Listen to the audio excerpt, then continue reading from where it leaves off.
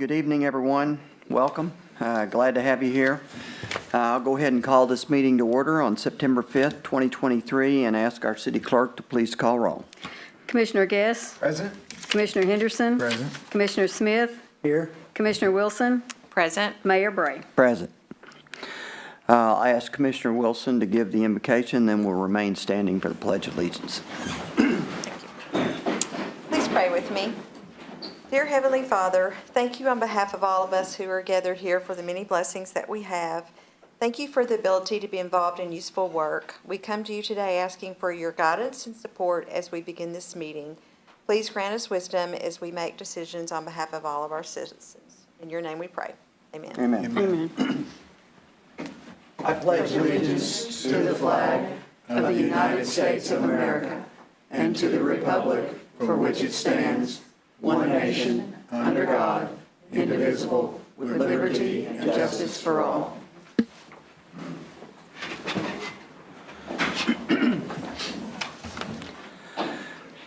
City Manager, are there any additions or deletions to the agenda? Mayor, none this evening. Okay, we're going to start off with it's actually a public hearing for our 2024 city property tax levy. And Stephanie Millay is going to make a presentation and bring us up to date on all that. Hey, Stephanie. Good evening, Mayor, Commissioners, and City Manager.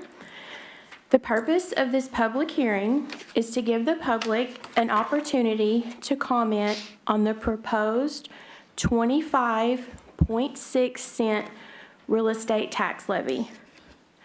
A hearing is required by Kentucky Revised Statutes if the proposed tax rate exceeds the compensating rate, which is 24.7 cents this year. Local government is permitted to adjust the rate upward by 4% above the compensating rate. Please direct your attention to the chart. We've taken the maximum allowed only 5 times in the past 27 years, fiscal year 2014, 2019, 2020, 2022, and fiscal year 2023. We're proposing to take the maximum allowed this year, fiscal year 2024. Later in tonight's meeting, the proposed property tax levy ordinance will be introduced. Staff recommends that you set the city's real estate property tax levy at 25.6 cents. The final reading for the levy ordinance is September 26th. I'll be happy to answer any questions if you have any. Why don't you explain that chart to us? Okay, so this is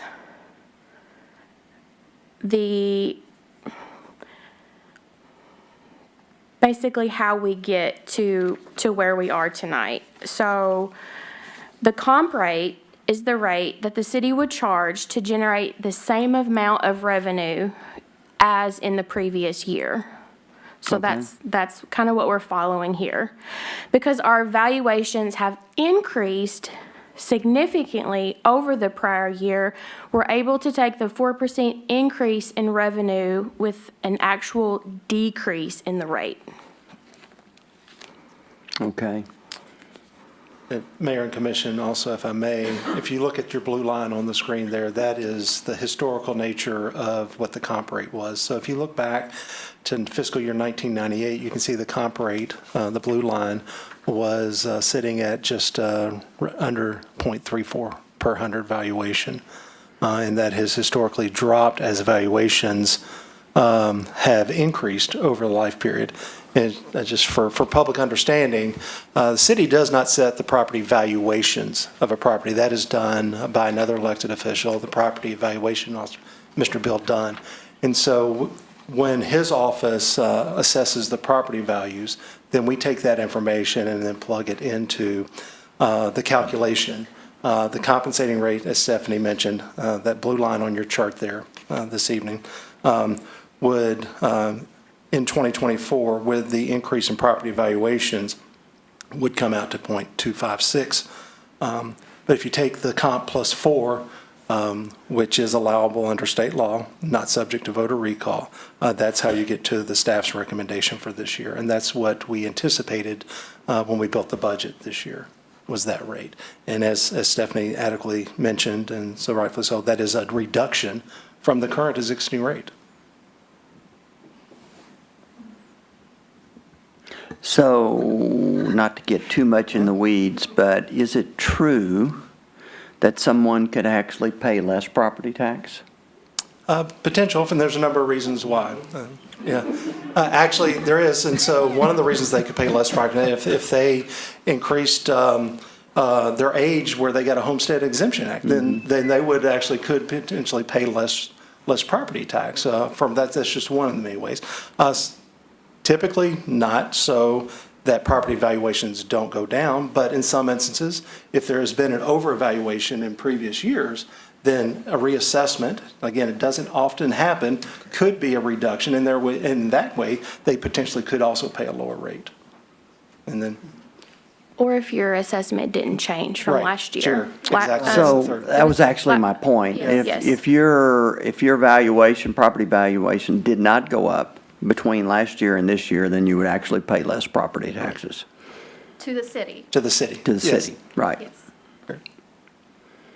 And that's a very valid distinction, because when we do send out our property tax bills, we also collect for Paducah Independent Schools on our property tax bills, and that is the largest rate Yes. that is on the bill. So many times the public gets their bill and think that's coming, while we collect on behalf of that, the largest rate is actually not being levied by this body, by this governing body.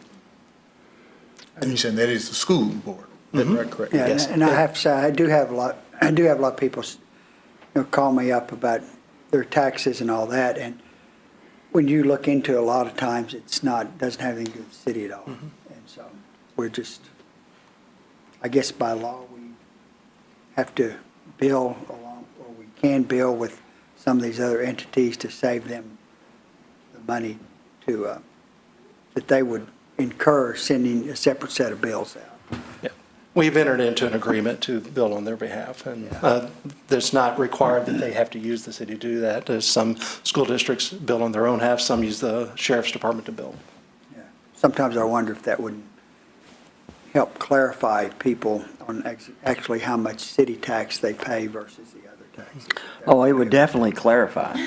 I mean, it would definitely clarify, but I'm sure it'd be a hardship on them to, have to set up their own billing system, and so, it's what we've always done and kind of what we live with, but when everybody gets their tax bill, they look at it, comes from the city of Paducah, but all the school taxes on there, and a small portion of that's really city taxes, so, No one's happy to get a tax. no, including me. Yeah, So, myself included. And then Stephanie, also on your chart there, and you look at the green line, if we go back and make sure that I'm reading this correctly, go back to the 2022 year, the actual levy taken was .271, is that correct? And then in last year, it was .265, and so this will be the third year in a row that actually we are reducing the actual tax rate That is if the correct. body moves forward with that.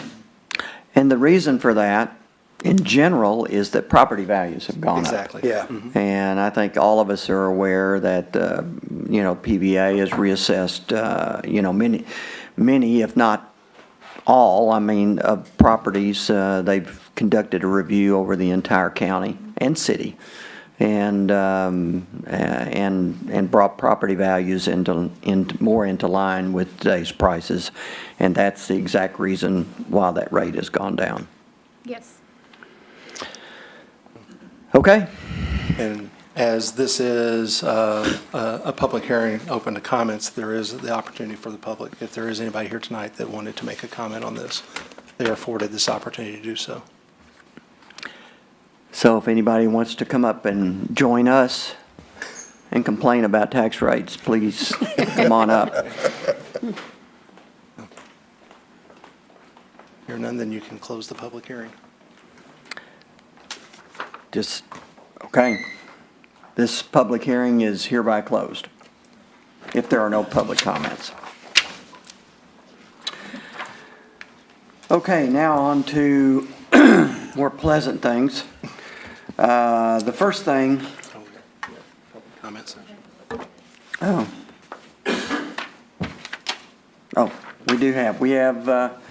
We put public comments at the beginning of the meeting, and we do have one person who's requested public comments, Ms. Abraham. When you said the more pleasant thing, I knew you were talking about. You want to plug everything?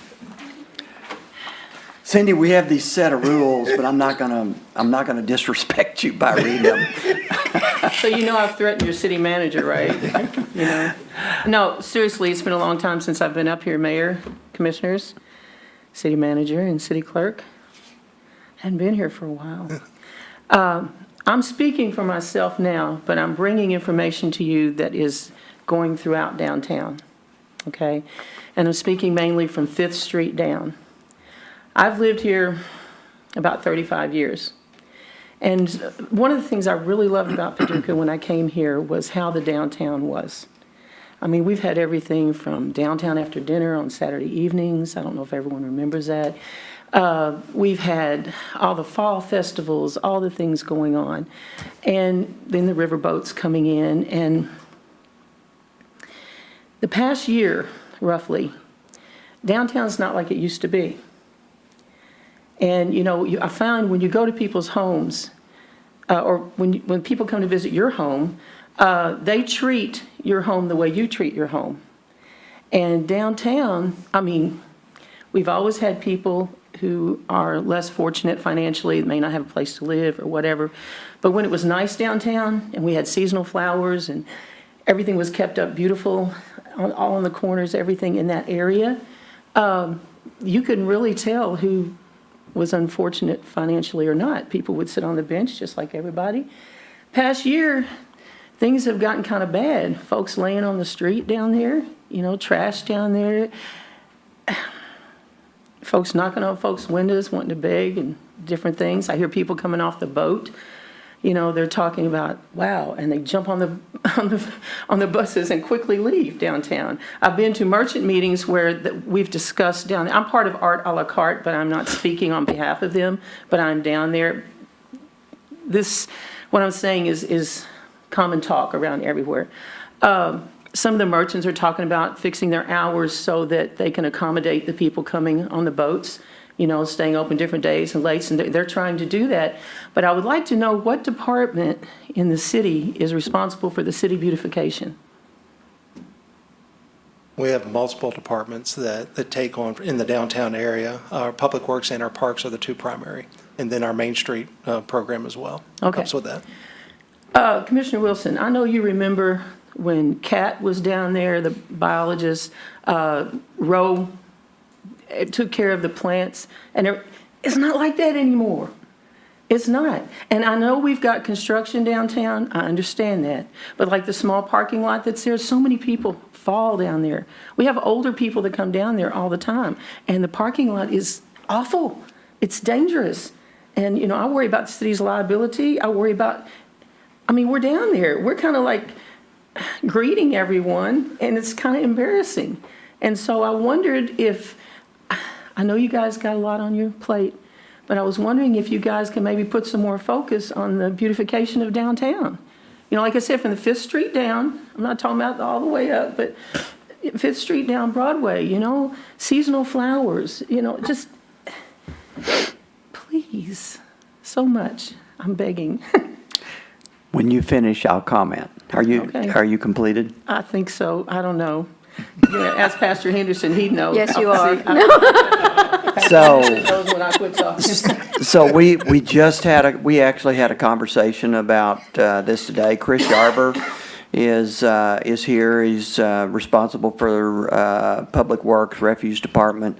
This is something that we've heard, you know, off and on for the last year, to your point. And we have made some efforts to improve, but clearly it's something that we need to continue and redouble our efforts. And I mean, I can't, prescript the solution tonight, but I appreciate your comments very much, and we will follow up on them. May I have one last statement? Thank you. Grand Rivers is getting boats in too, going to be. And I want it to come here. I want folks to come here. So if we could get some flowers and just, Chris, they keep it clean. Anytime we have issues, we call, he's on it, Johnny on the spot. He's got folks right there. But it's just, thank you. Thank you. Thank you very much for your comments, and they are being listened to. Thank you very much. See, Pastor, I can be quiet when I need to. Yeah, thank you very much. Thank you, Cindy. Thank you, Cindy.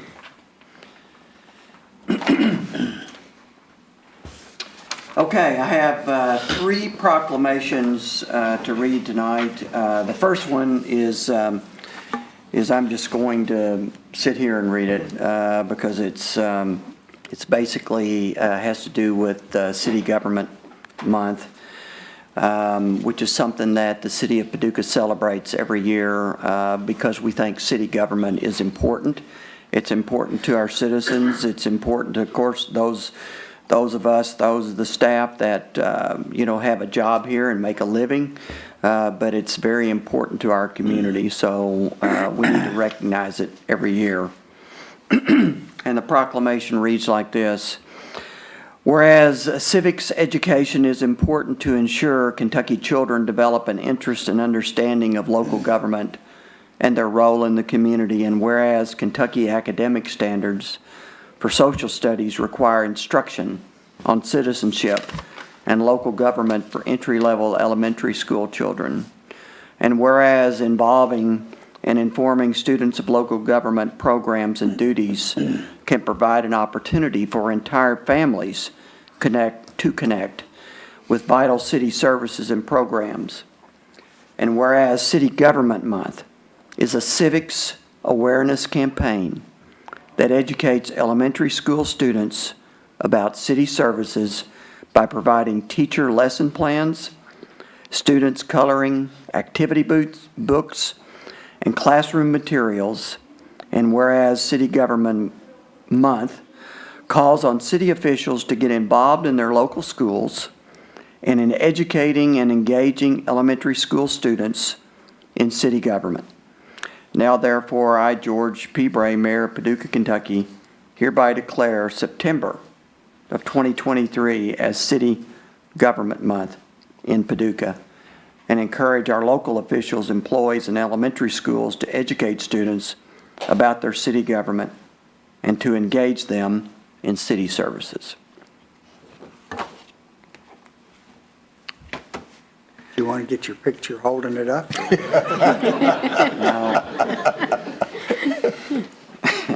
No comment. Okay, the next one, this is a very serious proclamation, and it's a proclamation for Suicide Prevention Month. So I'm going to ask Troy Brock to come up and talk a little bit about the Paducah Independent School System and some of the things that you all are doing to provide awareness for suicide prevention. And then I'll read the proclamation. I appreciate you introducing it as such, and not that I'm here to talk about the city school tax rate. So I appreciate that. You get my boss to come in and he'll talk about city school tax rates for you if you'd like. But foremost, I do want to thank you to the mayor's office and to the city communications manager, the city commissioners. Thank you all for inviting me to speak on behalf of the Paducah Independent School District regarding this timely topic of mental health. Even before the pandemic, our school district recognized the growing need for mental health services within our schools. In the spring of 2016, a Tillman student tragically took their own life and brought to the forefront an awareness of the rapidly growing need at that time of our youth to be treated with empathy and understanding and be given the resources they need to be emotionally healthy. For the past several years, Paducah schools have contracted with Four Rivers Behavioral Health and Mountain Comprehensive Care to provide school-based mental health services to our students. Students can self-refer to or be referred by concerned staff to meet with a mental health counselor. Further, with parent consent, assessments for therapy services can be conducted and services provided in the school, addressing those needs more acutely and with reduced interruption to the education process. As an organization, Paducah City Schools have been committed to ensuring also that our staff are aware of the stressors affecting the lives of our students. All staff who work directly with 6th through 12th grade students are required to complete a suicide awareness training annually. These same students are also provided with similar awareness training and resources each year to make sure they have the tools to reach out when in need. Additionally, the district has been awarded grant funds from the Purchase District Health Department recently that will go in part to fund mental health first aid training to all of our staff. Just like medical first aid, this training provides staff the tools to recognize mental health needs and take appropriate steps to help the person get the care they need. Our personnel are also trained in trauma-informed care at various levels. So it might be a buzzword that you've heard a lot recently is trauma-informed care. And all staff have an awareness level of training, and some have advanced training as well to help teachers with classroom management strategies that are sensitive to the needs of students who have experienced traumatic events. Paducah Schools wishes to thank the City Commission for inviting us and bringing awareness to the community regarding their district's commitment to the overall well-being of its youth. We also wish to thank you for your never-ending commitment to our community as a whole. Your ongoing efforts continue to make Paducah a great place to live, work, and play, a place that is healthy and safe, and where everyone has the opportunity to realize their fullest potential. So thank you very much for your time. If you have any questions for me, I'm glad.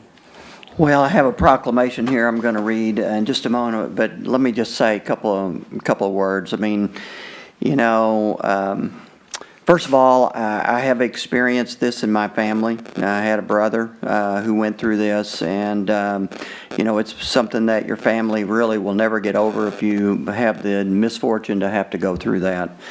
And so I would say that there's just nothing that you can do more important than trying to recognize certain signs within people, you know, when they may be at risk for taking their own lives. And so the awareness that you and others and all of us here in the community provide for that is extremely important. Absolutely. If we just save one life, you know, we've made a huge difference. So thank you very much to the independent school system for what. Thank you. No, you can't leave yet. You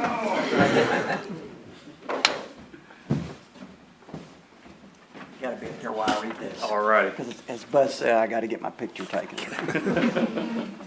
So this is a proclamation and recognize Suicide Prevention Awareness Month.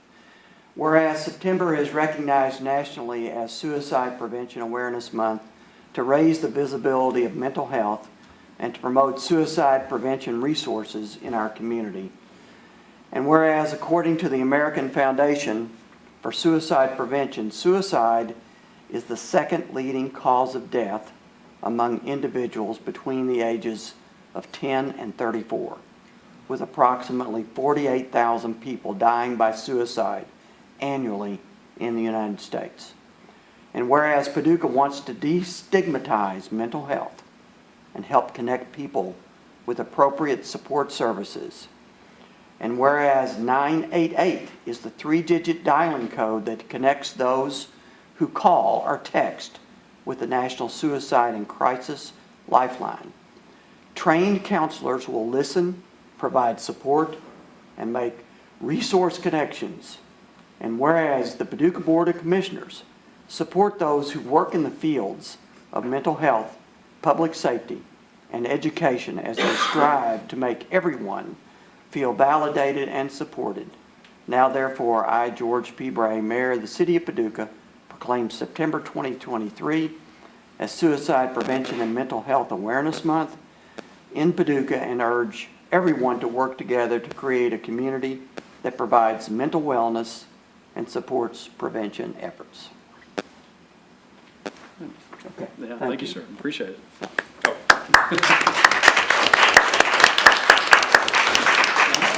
Appreciate you being here, Troy. Absolutely. Thanks for the invite.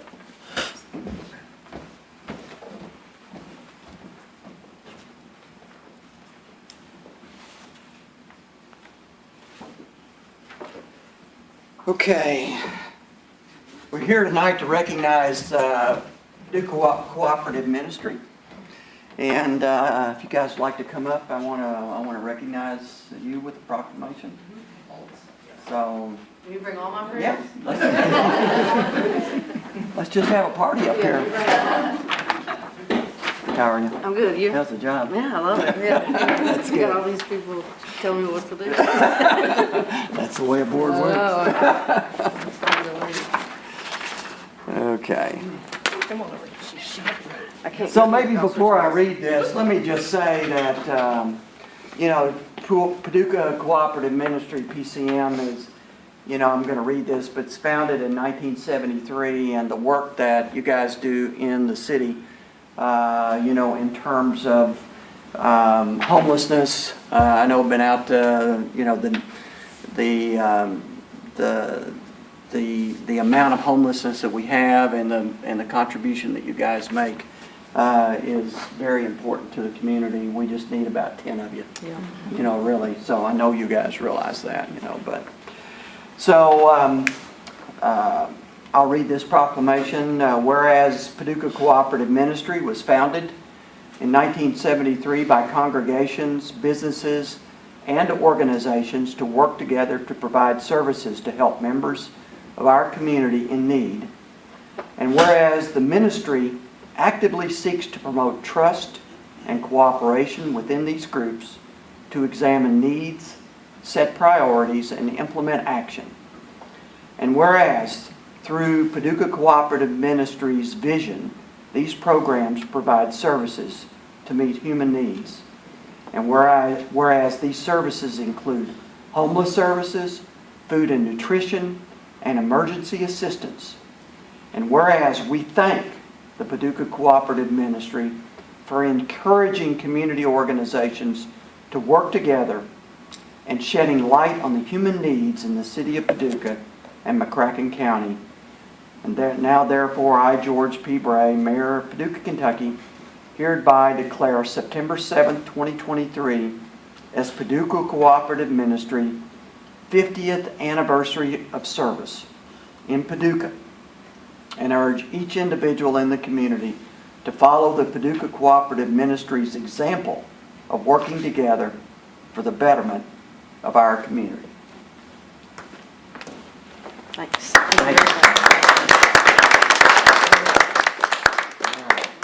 I'll hold Sheila. Okay.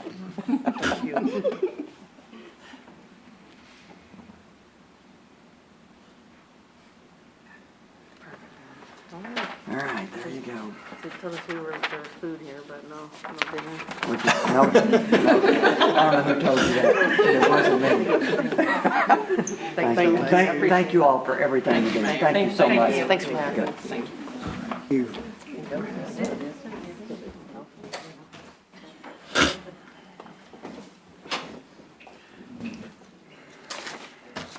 I think we need to set a limit on proclamations to 1 or 2. Those were important. Okay, where are we? Okay, a couple of things. I got a couple of things I want to talk about, perhaps before we move into the agenda. First of all, one of the things, I got a letter in the last couple of weeks from our Paducah ambassadors, those of you who see our red coats around town, and it seems like they're at every single event, any ribbon cutting, but not just ribbon cuttings. I mean, they're everywhere, and they do such a great job. But one of the things they have to do is they have to count for their hours, their volunteer hours. And it's a very important function that they go through to keep track of that.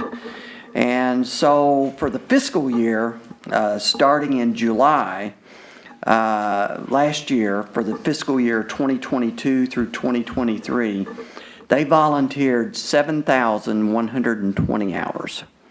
And I just wanted to call that out and congratulate them on all the good work that they do in our community. And really, I mean, this goes back to Mayor Jerry Montgomery, who established the Redcoats, and Mayor Montgomery is not with us any longer, but she certainly established a tradition that carries on that's very important to the city. So I just wanted to honor our Paducah ambassadors tonight publicly. And then the second thing I want to talk about, I just thought I'd talk briefly about this. We had a meeting today with National Park Service. Did I say that correctly? Yeah, it's Okay. part of the Park Service. Part of the National Park Service to help. We were awarded a grant from the National Park Service that will help us lay out a plan for our bike trails in the future. And this has been a priority for the commission this particular year. And one in particular, we're interested in extending the Greenway Trail. And Greenway Trail is a great community asset that a lot of people use, city, county, and outside of Paducah. And it's very valuable, but we have an opportunity to extend it. And so we're kicking off an initiative to take a look at exactly how we're going to do that. It's going to be a lot of work, and it's going to take some time. But one of the things I found out today is that both Mayfield and Fulton are also talking with the National Park Service about connecting their two cities with each other through bike trails, and they're discussing how to connect Mayfield with Paducah, through the same type of a bike trail. So there's a lot of discussions. I mean, these are long-term plans, and they'll take time, and there'll be money involved, and we'll have to apply for grants. But today was the first meeting, and I guess I'm a little bit of a bike geek, so you can see that. I've ridden bicycles for the last 50 years. But I think it's a tremendous opportunity to improve the quality of life here in our city, and I'm excited about kicking that off. So you'll be hearing more about that. We've got a kickoff meeting scheduled in mid-November, and in advance of that meeting, we're going to have to identify community partners who we would work with to get feedback before we get started, but we've got a good start. So, and with that, I'll move on to the consent agenda.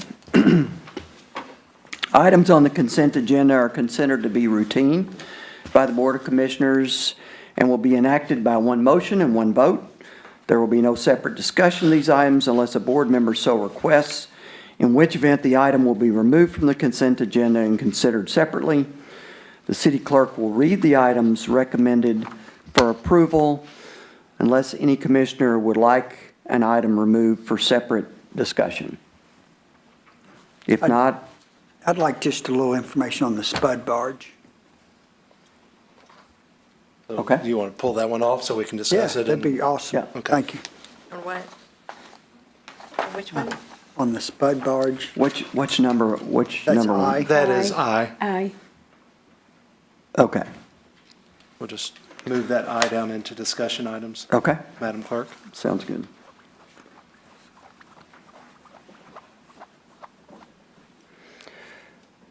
Okay. I'll ask you to go ahead and, when you're ready, to read the items recommended for approval, please. Approve minutes for the August 22, 2023 Board of Commissioners meeting. Receive and file documents. Appointment of Sarah Walker to the Paducah McCracken County Senior Citizens, Inc. Board to replace Stuart Tom Schulte, whose term has expired. Said term shall expire June 30, 2026. Appointment of Chad Clark to the Creative and Cultural Council to replace Todd Birdsong, who resigned. Said term shall expire March 24, 2026.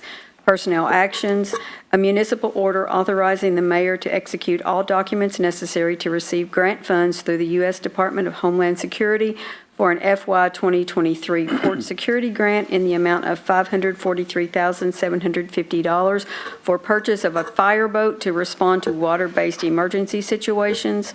A municipal order authorizing the mayor to execute a grant application and all documents necessary to apply for a cybersecurity grant through the Kentucky Office of Homeland Security in an amount not to exceed $40,000 to conduct internal and external cybersecurity vulnerability assessments.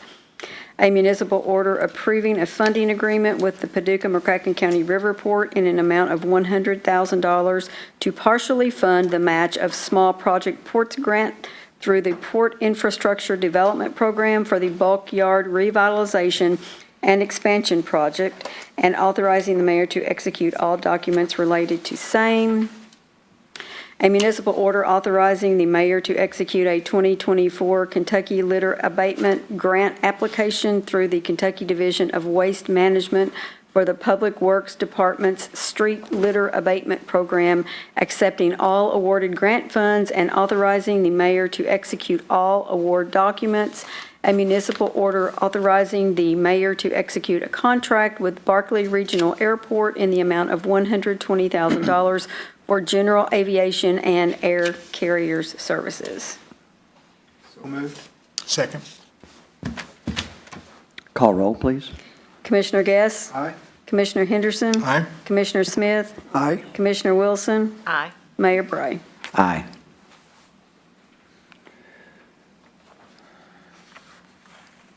Which one you want? We'll just go to the ordinance introduction, and then we'll move I down into discussion. Okay.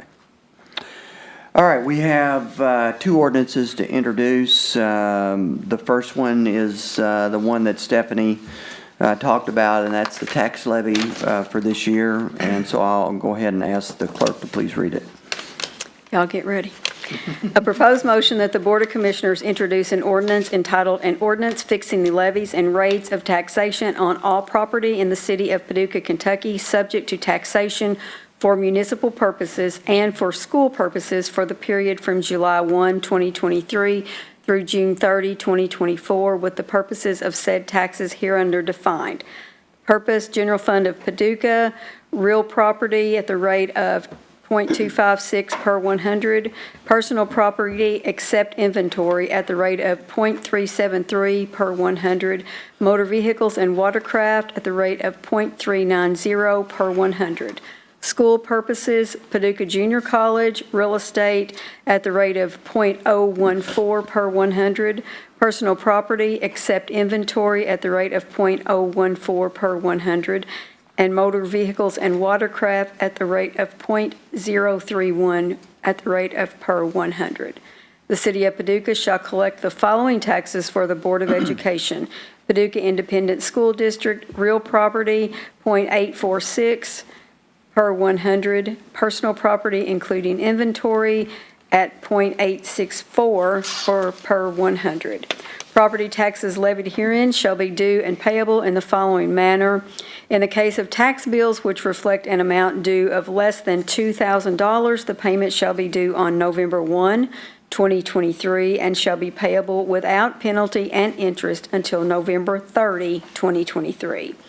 In the case of all other tax bills, payment shall be in accordance with the following provisions.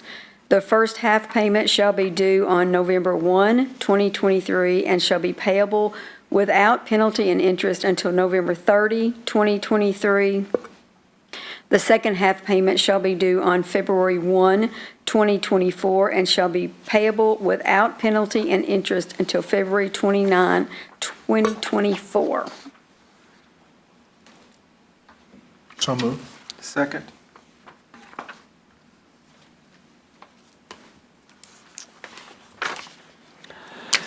Okay, we have a second ordinance to introduce, and that's a budget amendment related to a bond.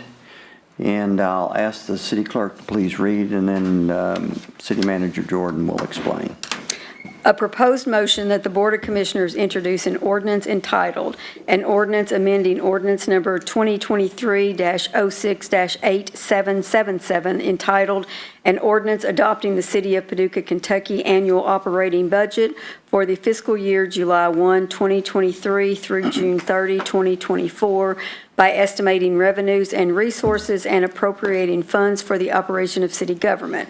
This ordinance is summarized as follows, that the annual budget for the fiscal year beginning July 1, 2023 and ending June 30, 2024, as adopted by ordinance number 2023-06-8777, be amended by the following reappropriation. Increase sale of assets account by $870,745. Increase principal 2013 series by $955,000 and increase interest 2013 series by $2,205. So moved. Second. Please explain. Sure. Mayor and Commission, when we set the budget for this current fiscal year, we did not know that there would be an opportunity for us to sell a piece of property, and that piece of property was the Teletech building. And in accordance with accounting principles, since that is an asset that would be coming off our books through the sale, we do have to do a budget amendment to recognize the sale of that property, but also to take off the debt payment that comes with the money that we received from that. We would also pay down the debt and also totally pay off the debt. And so the use of the debt service fund in the approximate amount of $86,500 is the delta, the difference between what we received from the sale of the Teletech building and then paying off those total bonds. And so, again, under accounting principles, that requires us to bring forth a budget amendment to affect that for your action. And this is an ordinance in its introduction, so would be no action tonight, but I'll entertain any questions that you might have. So I think the good news is the city has eliminated debt. And am I correct in that the principal is $955,000? That's the principal, and then the $2,000 and interest on top of that. Okay. And then the difference of that total amount and what we received from our portion of the sale of the Teletech building is roughly $86,500. Okay. I think sometimes I think people see the city borrowing money, city, county, anybody, borrowing money, and they wonder if it ever gets paid off. So this is an example of we're paying off debt, by selling a building, so we made a good decision. We kept this building in the community. We kept a business that's in that building in the community, and it's a growing, thriving business. So, this was a very good decision that was made by this city, and now we've relieved ourselves of the debt. So, okay, now we'll move to discussion, and you want to let Chris go first? Okay. Please. Chris Yarber, who's Director of Public Works, is going to talk about the GPS system, give us a presentation that we use with our solid waste drivers. Chris? How are you all, Commissioners, Mayor, City Manager? I'm Claudia, Assistant City Clerk. I'm not sure if anyone even does PowerPoints anymore, but I feel like I was taken back in time creating this, but we'll go through it real quickly. Last year, you all approved for Solid Waste Division of Public Works to purchase a GPS system. Am I controlling this or you? That's what I started to say. It was up there. And we've been on the system since earlier this year. We've had some time to get used to the GPS system, and we're just going to go through a short PowerPoint with some points and what we're looking to get out of the software and what we're able to do and what we plan on doing in the future. And I think overall it'll be a big help for solid waste, which includes, and we'll go through it. We'll just start the PowerPoint. If you have any questions or any comments throughout the process, please don't hesitate to ask. Here we go. All right, just this one slide, it just shows that we partnered with a company called Routeware. They had experience in GPS systems specifically for the solid waste industry. We interviewed, talked to, visited several cities, and this is the software we thought would work best for the city. As most of you know, the solid waste department, they handle, of course, trash, waste, recycling, yard debris, bagged leaf collection, and bulk items. So if you set a couch out or a chair, solid waste is the department that takes care of it.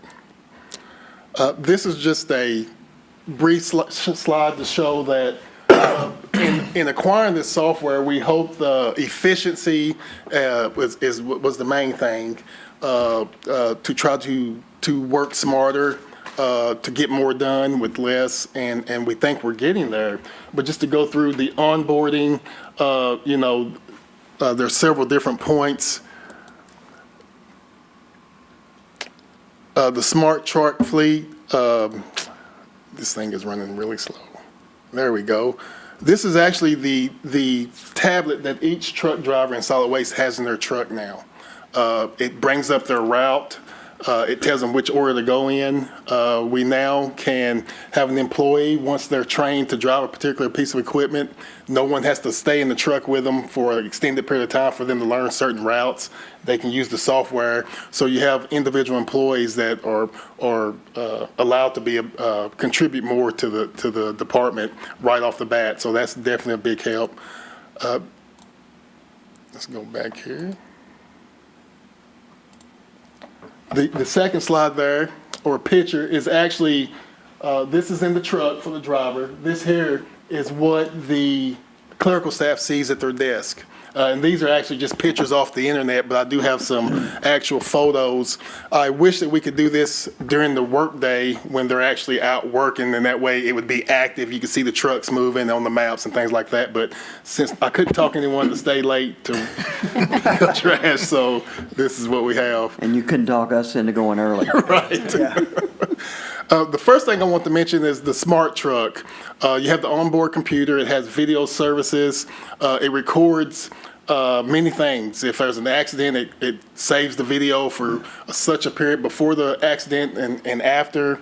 If a solid waste employee is to pick up a rollout and the rollout's not out at the curb, they can take a picture of that address and that location to show that it wasn't out and things like that. So other than safety and things like that, it's really, really a big help when it comes to being efficient, taking the pictures of why we can't pick something up if it's too close to a vehicle, if there's something blocking the way, or if it's just not put out correctly.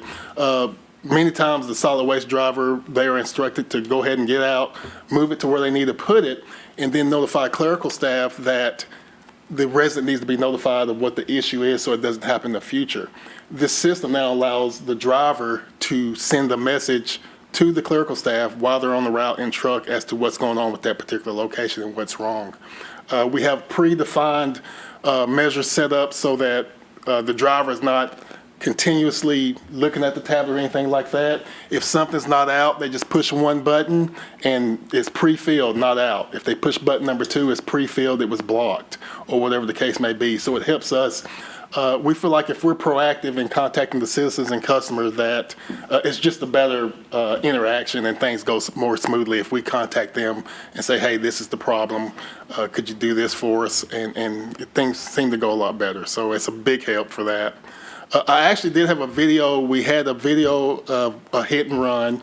It happened on the Irvin Cobb Bridge. Because of the system, I'm not going to show the video. We're afraid it might break something. But the vehicle, they were both driving west on Irvin Cobb, and a truck with a trailer hit or clipped our solid waste truck and just kept going.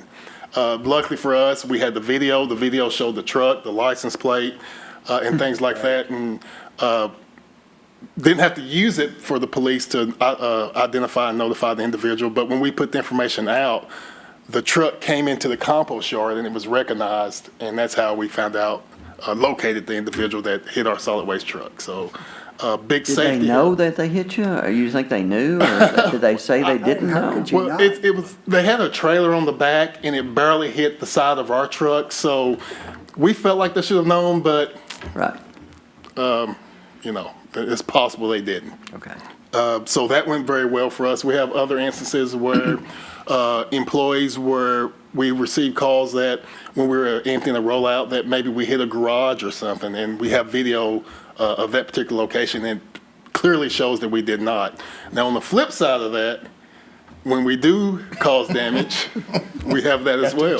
So it works both ways. We use it. We've used it in accidents. We use it to go through with employees as what could have been done different to prevent an accident, no matter who's at fault. So safety is really, really a big point of this. This is just talking about the back office type stuff.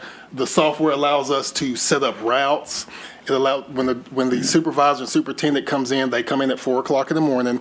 The routes are set up. They send them based on the employees that show up to work that day. They send the routes to the particular truck it's supposed to go to, so it knows if it's a sidearm truck, a rear packer, or the knuckle boom, so things like that. In the middle of the day, if they get a call, they can look online at the software and see what the closest truck is for a callback or a missed pickup, so we can be more efficient in our actions. And I keep talking about efficiency. When it comes to manpower and equipment, these trucks, you have to remember, they get around 4 to 5 gallons or miles per gallon.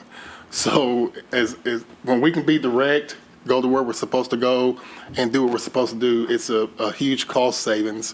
And or at least keeps costs from going up, and we can hopefully maintain that, pass that on to the citizens as far as what we're trying to do. So we've come up with other things through the software that it will allow us to do.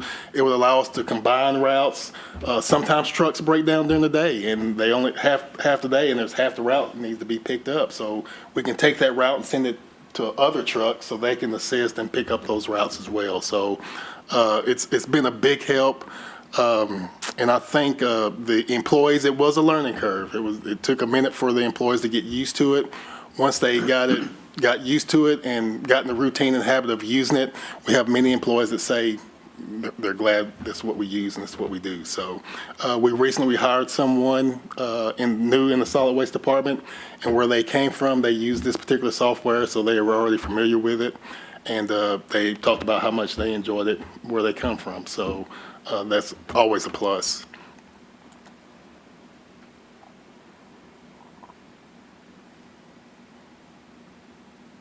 Maybe. There we go. This is just another screenshot to show just general information. In what we do with solid waste and the pickups and the number of customers, oftentimes numbers and data is what we do. We collect it, we try to improve, we try to even out routes, we try to combine routes to make us more efficient. This is just an example. It shows certain things like how many pickups they have for that particular day. It shows how many pickups they've already completed that day, what percentage they're at in this particular snapshot. This is actually a screenshot from clerical staff at Public Works. This is towards the end of the day. You can see each driver, one's at 100%, one's at 97, one's at 88. So the supervisors can look at this and hopefully foresee any problems or any issues with any misses or why we're not at 100% and things like that. So just better customer service is a driver in this as well. So that's a big plus for that. It also keeps up with how long the truck sits idle. If it brakes too hard, if it turns too hard, it'll notify us of that and things like that. So safety, efficiency, and customer service is what we're trying to improve, and this software is allowing us to do that. So. Any questions so far? I just make a comment. That just kind of also plays to how the workforce is more sophisticated than it was so many years ago. We got people operating computers on board. They're analyzing, also reading their own data and all. So it just kind of shows how the labor market's changed for those kind of things. It really has, and you think about it, my staff is way better at this than I am. Yeah, because they're younger. A lot of times I have questions, I go to them and they answer the questions for me, but it also allows us to be, to look better to employee candidates, younger employees or new employees. They like this and enjoy this, and I think it helps with that. And it's not a toy. Sometimes it feels like it when I can go up front. We have monitors up front so the staff can continuously monitor where each truck is and how they're moving and things like that. When you go up and look at it, it looks like you're looking at a video game. And I remember talking about something like this when I was young. So we have it now. I just appreciate what your department does. I never, ever hear of a complaint with people getting their waste picked up. Well, you need to come to my office and see. Just take it as a compliment. Thank you. I definitely appreciate that. I think it shows that the employees and myself, no one's harder on us than we are and than I am, and that we want the city to be clean. We have a lot of work to do. We want to continue to improve. But there are some things we need the help of the public to do that. And that's, rollouts being in the right place, turned the right way, not running over. If you have extra stuff, give us a call, we'll work it out. But, the rollout, everything needs to be contained in the rollout. So there's things that the public can do to help us be better, but there's also things that we need to improve on. And that's what this is helping us do. So thank you for the compliment. This is kind of putting you on the spot a little bit, so I apologize in advance. But based upon Mr. Abraham's comments tonight, about downtown, Yes. and any thoughts from your perspective, on. If you work for the city and you enjoy what you do, you think about your job and what your responsibilities are nonstop, pretty much. And downtown is always on my mind and the mind of my staff. We have issues downtown. We've been working on getting new containers and benches. We're this close to finalizing that. But there are certain situations downtown where there's apartments with businesses. We see people bringing their residential or business trash out and putting it in the pedestrian trash cans that's meant for people that's out and about for cups and paper and things like that. Sometimes we open them and see who's doing it, and we ask them, hey, your trash can is around the back of your building, would you please use that? So it really is a community effort. There's only so much the city can do. There's grass growing in some places between the sidewalk and the building. That's actually the responsibility of the property owner to take care of that grass on the sidewalk. That's communication and letting them know what they need help with. We don't expect anyone in the public to do something that's not something that anyone can normally do in a normal day of taking care of their grounds or maintenance, pulling weeds out of the sidewalk in front of your building and things like that. Now, we don't expect you to fix any sidewalks. We don't expect you to fix any cracks, or we'll do all that. But we do need some assistance with the grass growing, not necessarily even on the sidewalk. This has been a really bad year for rain, as you all know. Everything's growing everywhere. And I've never seen grass grow out of the sidewalks this bad downtown. But we have locations where the grass is growing between the building and the sidewalk. That's clearly the responsibility of the property owner. And the city ordinance is written that way. So just a little education, us doing the best we can to keep the downtown clean and cleaning it up. It does look, I agree with her, it's a mix of the construction's going on. It always gets worse before it gets better when you have construction going on.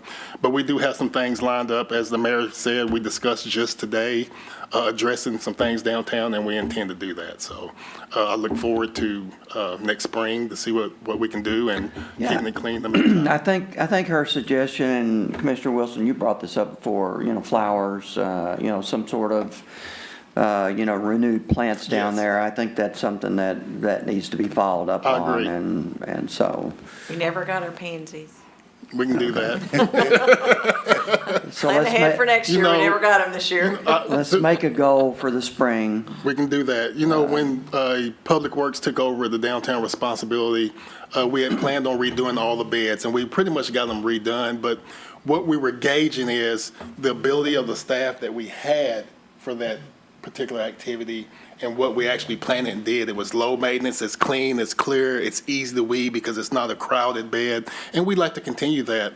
And just like there's a few businesses downtown that are maintaining their own, and they do an excellent job. I mean, it really looks good. And we're still open to that. If the spot in front of your business, we work with you, we tell you what we'd like to see in it, you tell us what you'd like to put in it, and we come to a common ground where it fits in, or it's something that's specific for that business, but it really looks nice. And Hooper's is always one that comes to mind. It really looks good. So Yeah, we can definitely, we were just trying to get it to a place where it was better, yet it wasn't so much that we couldn't maintain it at all. Yes, sir. Are there not businesses that do that? You see people, like a hospital, they're watering the plants and all. Are there not businesses that could do that, that have the expertise to plant the flowers and I guess rotate the flowers in and out? I mean, not that y'all couldn't do it, but Right. it's not really like it's in the middle of summertime when y'all got all your things going on too. Yes, sir. I just, We do have a horticulturist on staff.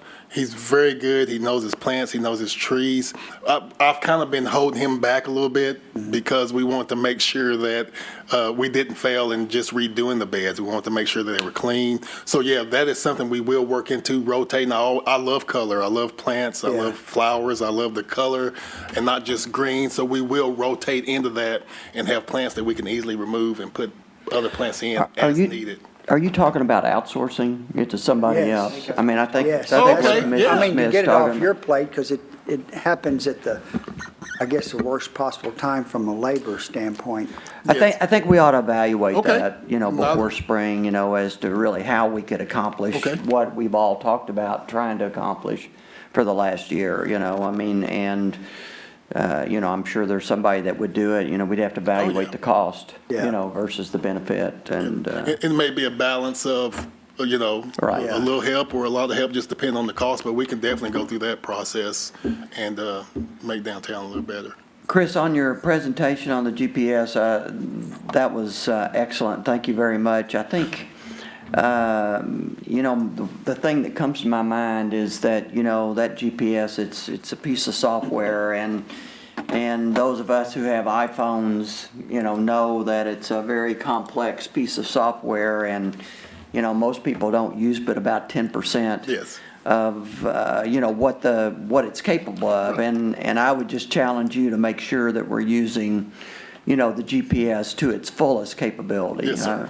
Because the city invested in it, and, I'm sure it's got bells and whistles, Yes. some of which make sense, some of which may not. But Yes, sir.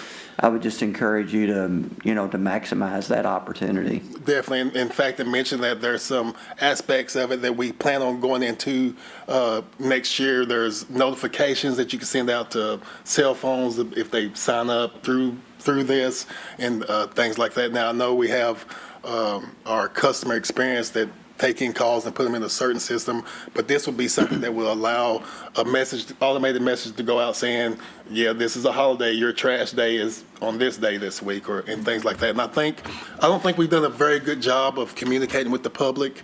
For the most part, the trash is getting picked up, but I think we can do better communicating with the public, and it will help us keep the city cleaner. So we anticipate doing that here in the near future. Well, and as I said today, Pam Spencer does a great job of communicating, so she's there to support you in communication that Yes, you sir. need to get out to people, so. Yes, she's always made herself available for that, so Thank you very much for the thank you. presentation. Have a good evening. Okay. Thank you, Chris. Okay, we have one more item that we pulled off the consent agenda, and that is Pine Bluff Materials. You want to, I'll ask the city clerk to read that, and then we can discuss it. A proposed motion that the Board of Commissioners adopt a municipal order authorizing the mayor to execute a memorandum of landing barge agreement and landing barge agreement with Pine Bluff Materials Company LLC to place a spud barge at the Ohio River boat launch and authorizing the execution of all documents related to same. So moved. Second. Good evening. Pine Bluff is a great partner of the Parks Department in the city. They have been using our courtesy dock that's located at the Ohio River Boat Launch. Anytime that they come in and need to dock, they usually use that dock. So this spud barge would allow them to actually have a landing dock there, that they would no longer need to use our courtesy dock. which is a benefit to us. We do receive damage from time to time on the courtesy dock. They've always been great about repairs and replacement, but this would just allow them to not need to use that. So that's what the agreement is for. It's a 10-year agreement with two 5-year renewal options, and they've gotten the permits from the Army, they've gotten the permits from the Coast Guard, so they are ready to go. They're just waiting for us to also agree to it. Couple of questions. Sure. How much, when you say a barge, that's a big piece of equipment, how much of that dock, I mean, how much of that ramp is that going to occupy, I guess? It's actually not. It's going to be off to the west. It's going to be off to the west of the actual ramp. And so when people come in to unload and load their boats, there won't be any conflict at all. Their landing dock will actually have like a gangway or a walkway. Oh, the angles in, I guess, to the. Yeah, Okay. so it won't actually be in the way of the ramp at all. What if they're, and what do they do? Do they, I guess they dredge the river? Yes. And then sell the sand or whatever? Yes, and they'll be in the area, so that's why they want to place the dock, is because they'll be in the area dredging, so that'll give them kind of a home base. Is there a potential conflict with anyone else that would want to do something similar? Not that we're aware of. Mm-mm. Do we have a clause in there where when we sign that, are we locked in for 5 years, I guess, and up for another 5 years? Is there a 30-day out clause, or I'm just curious about a company I'll have to tying look that at up for a long time? I'll have to look at the language right off the top of my head. I don't know, but there is a termination clause that does allow either party to terminate the agreement with written notice. Okay, good, that's good. Yep, Okay, yep. I'm good. Also, Amy, would you talk about the consideration that they are giving us for us entering into that in relationship to the fireworks? Sure. So historically, Pine Bluff has provided the buffer barge as well as the sand barge for the fireworks to be shot from on the river. We have included that in the contract, and it is still that they do that for free. So they do provide that service for us. They work with our fireworks vendor, whoever it is, from year to year to make sure that we're able to do that. There's also language in there that allows them to support any repairs needed to our courtesy dock in the amount of up to $5,000 over the term of the agreement. So they're still kind of helping us with repairs as needed for the life of the agreement. Great, sounds good, thank you. Sure. I think your concern would be if, the barge was there for 10 years and I'm just asking. Another company would say, hey, we've got an operation, we'd like to put a barge down there, and say, well, you can't because this is locked in here. I just didn't want it to be locked in where we wouldn't have flexibility to try to move things around and accommodate other businesses. And Pine Bluff is a huge customer of the Riverport. Yeah. They've got material there, a long-time customer. And I'm not sure I know all the investments. They've actually made investments in the Riverport themselves as well, so they've been a strong partner. Good corporate citizen. And it is just important to note, this is not that it is there for 10 years and it's just solid there. It is only there as needed and only when they are dredging in the area. So they are not placing it there and it is sitting there for 10 years. It is only as needed and when they're dredging. But, from reading that, you Right. wouldn't know if they could be needing it, I don't know how often as needed is, so. No, good discussion. That's my question. Good discussion, so. Okay, do we need to vote, call roll? Okay. Commissioner Guess? Aye. Commissioner Henderson? Aye. Commissioner Smith? Aye. Commissioner Wilson? Aye. Mayor Bray? Aye. Okay, before we go into executive session, any comments, City Manager? None this evening, Mayor. Do any of our commissioners have any comments? Oh, I have one. Okay. I shared some information on a potential tree program, and this was, there's a neighborhood in Memphis that has something similar where the community puts a little money in a fund, and if someone wants a tree, they can get one put in and installed, and it's not just, it is like a 10 to 12 foot tree. Probably a $650 tree but because it's subsidized, the homeowner may have to pay $175 for it. So I would like for us to look at a similar type program. I've got some literature on it that I'll share that describes the program, but it could, it could really make some streets of ours look a lot better. We've lost a lot of trees due to the ice storm, as well as just trees get old, they get cut down. It seems like a lot of people aren't replacing them, but I think it means a lot to the property values, and I think that we could really improve the looks of the city by having some sort of program where we encourage people to plant a canopy, large canopy type tree that would make a difference in, 20 years from now. But there's a quote by Nelson Henderson, it's my favorite quote, that says, "The meaning of life is to plant a tree under whose shade you don't intend to sit." I think that we need to do some of that here in this town. Well said. That's it. So I'd like to, So a $650 tree would be a 10 or 12 foot? yeah, Is with a that- big is it- ball. I mean, yeah, Mhm. it's substantial. I've got some pictures of the type tree. That my son actually lived in Memphis and he participated in this program, so that's how I know a lot about it.